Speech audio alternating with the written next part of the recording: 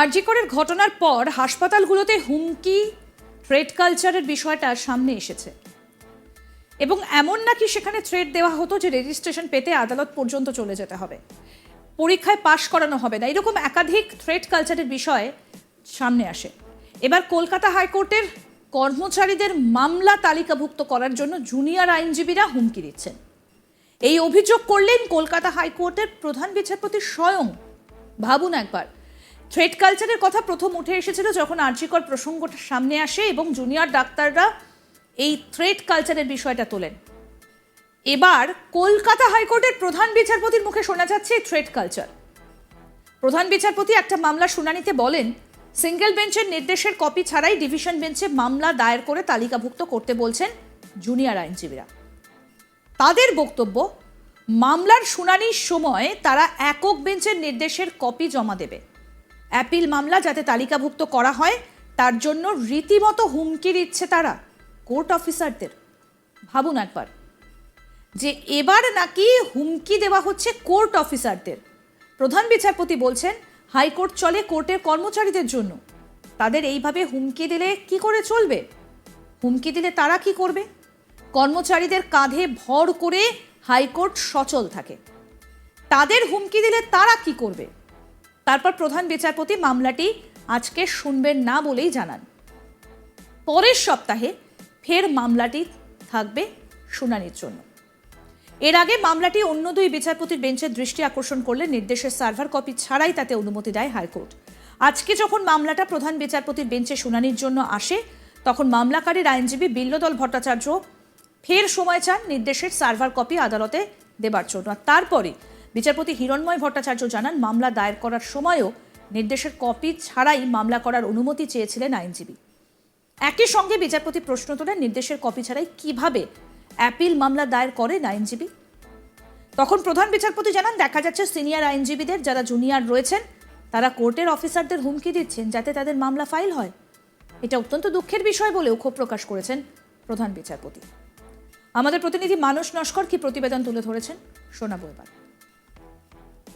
আরজি করে 9 অগস্টের যে অভয়া কাণ্ড, তার পরপর গোটা রাজ্যের বলা যায় যে হাসপাতালগুলোতে থ্রেট কালচার নিয়ে একেবারে চাঞ্চল্য।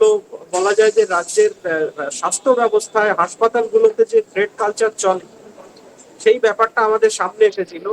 কলকাতা হাইকোর্টে গতকাল একটি মামলা শুনানির সময় প্রধান বিচারপতি জুনিয়র আইনজীবীদের উদ্দেশ্যে সেরকমই একটা অভিযোগ করেছেন যে জুনিয়র আইনজীবীরা তাদের মামলা কোন রকম, সাধারণত কি হয়, একক বিচারপতির বেঞ্চে মামলা শুনানি কোনো নির্দেশ যদি পছন্দ না হয় কোনো পক্ষে, তাহলে সেই নির্দেশের বিরুদ্ধে তারা ডিভিশন বেঞ্চে আপিল করতে পারে। কিন্তু সেক্ষেত্রে আপিল করার সময় একক বেঞ্চের বিচারপতি যে নির্দেশ দেন সেই নির্দেশের কপি সাধারণত মামলার যে বিষয়গুলো থাকে বা মামলার যে কপি থাকে সেখানে সেই কপির সাথে এই নির্দেশের বিষয়টাও যুক্ত করতে হয়। অনেক সময় নির্দেশের কপি কলকাতা হাইকোর্টের সার্ভার কপি মানে সার্ভারে যদি আপলোড না হয়, সেক্ষেত্রে আইনজীবীরা বলেন যে যখন মামলার শুনানি হবে তখন তারা সেই বিষয়টা, সেই নির্দেশের কপি তারা আদালতের কাছে জমা করবে। প্রধান বিচারপতির অভিযোগ যে নির্দেশের কপি ছাড়াই এইরকম মামলা দায়ের হচ্ছে এবং তারপরে মামলা যাতে লিস্টে নিয়ে আসা হয় বা শুনানির যে তালিকা হতে হয় সেই তালিকাতে নিয়ে আসার জন্য রীতিমতো যারা কোর্ট অফিসার তাদেরকে হুমকির সুরে কথা বলছেন জুনিয়র আইনজীবীরা। প্রধান বিচারপতি বলেন যে এটা অত্যন্ত দুঃখের বিষয়। কোর্ট অফিসার যারা, তারা হচ্ছে বলা যায় যে হাইকোর্টের যে কাজকর্ম, হাইকোর্টকে সচল রাখে তারাই। তিনি একেবারে যে আইনের যে ভাষা প্রয়োগ করেছেন সেখানে বলছেন যে they are the limb of the court, মানে বলা যায় যে আদালতের তারা হচ্ছে পা, তাদের উপরে ভর করেই সচল থাকে এই আদালতের বা এজলাসের কাজকর্ম। সেখানে তাদেরকে যদি হুমকি দেওয়া হয় তাহলে তারা স্বাভাবিকভাবেই, তাদের পক্ষে তো কিছু করার নেই। প্রধান বিচারপতি বলেন যে এটা অত্যন্ত দুঃখের বিষয়। তারপরে তিনি সেই মামলাটি না শুনে প্রধান বিচারপতি জানান যে পরে নেক্সট উইকে বা পরের সপ্তাহে তিনি এই বিষয়টি শুনবেন বা পরের ফের এই মামলাটি পরের সপ্তাহে যখন তালিকাভুক্ত হবে, সেই তালিকাভুক্ত হওয়ার পরে তারপরে তিনি ফের মামলা শুনবেন। প্রধান বিচারপতির বক্তব্য যে যদি কোর্ট অফিসারদেরকে এরকম ভাবে হুমকি দেওয়া হয় তাহলে তারা তো নিরুপায়, তাহলে তাদের পক্ষে কাজ করা সম্ভব না। এইভাবে জুনিয়র আইনজীবীরা তো হুমকি দিতে পারেন না। এবং প্রধান বিচারপতি ঠিক এই ভাষাতেই বলেন যে এটা অত্যন্ত দুঃখের বিষয় যে তাদেরকে এইভাবে হুমকি দিয়ে মামলা তালিকাভুক্ত করার জন্য তাদেরকে হুমকি দেওয়া হচ্ছে। এবং উইদাউট সার্ভার কপি, যেটাকে বলা হয় যে সাধারণত কোনো একক বিচারপতির বেঞ্চের কোনো নির্দেশের বিরুদ্ধে মানে নির্দেশ যদি অপছন্দ হয় বা সেই নির্দেশের বিরুদ্ধে আপিল করতে পারেন সব পক্ষই। সেক্ষেত্রে আপিল করার সময় মামলার যখন বিচারপতিদের দৃষ্টি আকর্ষণ করা হয়, তারপরে মামলা তালিকাভুক্ত হওয়ার সময় একক বিচারপতির বেঞ্চ যে নির্দেশ দেয় সেই নির্দেশের কপি সেই মামলার সঙ্গে যুক্ত করতে হয়। অনেক ক্ষেত্রে না থাকলেও বিচারপতিরা অনুমতি দেন। এক্ষেত্রেও বিচারপতি হিরণময় ভট্টাচার্য প্রধান বিচারপতির অনুপস্থিতিতে অন্য একটি বেঞ্চে, তখন তিনি অন্য একজন বিচারপতির সঙ্গে ছিলেন, তখন এই মামলায় যখন দৃষ্টি আকর্ষণ করা হয়েছিল তখন এটার অনুমতি দিয়েছিলেন।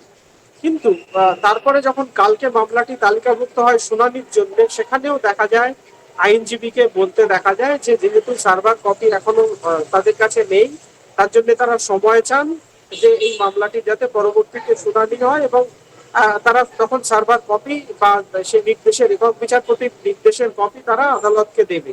তখন প্রধান বিচারপতি অত্যন্ত ক্ষুব্ধ হন, ক্ষোভের সঙ্গে বলেন যে জুনিয়র আইনজীবীরা মামলা তালিকাভুক্ত করার জন্য রীতিমতো হুমকি দিচ্ছেন কোর্টের যারা কর্মচারী রয়েছেন তাদেরকে, অথচ হাতে সার্ভার কপি নেই। প্রধান বিচারপতি বলেন যে এইভাবে যদি কোর্টের যারা অফিসার রয়েছেন বা যারা কর্মচারী রয়েছেন তাদেরকে যদি এইভাবে হুমকির সুরে কথা বলা হয় তাহলে তারা কাজ করবে কি করে। এটা অত্যন্ত দুঃখের বিষয় বলেও প্রধান বিচারপতি উল্লেখ করেন। এবং প্রধান বিচারপতি মামলাটি না শুনে ছেড়ে ফের বরং নেক্সট উইকে বা পরের সপ্তাহে তিনি এই মামলা তালিকাভুক্ত হবে বলে জানিয়েছেন এবং পরে তিনি এই মামলাটি শুনবেন। আরজি করের ঘটনায় প্রথম উঠে এসেছিল থ্রেট কালচার। আরজি করের ঘটনার পর হাসপাতালগুলোতে এই যে থ্রেট কালচারের কথা জুনিয়র ডাক্তাররা প্রকাশ্যে এসেছিলেন যে সেখানে নাকি থ্রেট দেওয়া হয়, এমনকি কথাও বলা হয় যে পরীক্ষায় পাশ করানো যাবে না, তার পাশাপাশি রেজিস্ট্রেশন নাম্বার পেতে নাকি কোর্ট পর্যন্ত চলে যেতে হবে, এইরকম নাকি থ্রেট কালচার দেওয়া হতো। এই থ্রেট নাকি চলতো এবং থ্রেট কালচারের অভিযোগ তারাই এনেছিলেন। এবার একেবারে কলকাতা হাইকোর্টের কর্মচারীদের মামলা তালিকাভুক্ত করার জন্য জুনিয়র আইনজীবীরা নাকি হুমকি দিচ্ছেন, অভিযোগ করছেন কলকাতা হাইকোর্টের প্রধান বিচারপতি। প্রধান বিচারপতি একটা মামলার শুনানিতে বলেন সিঙ্গেল বেঞ্চের নির্দেশের কপি ছাড়াই ডিভিশন বেঞ্চে মামলা দায়ের করে তালিকাভুক্ত করতে বলছেন জুনিয়র আইনজীবীরা। দেখতে থাকুন আজ তক বাংলা, সাবস্ক্রাইব করুন।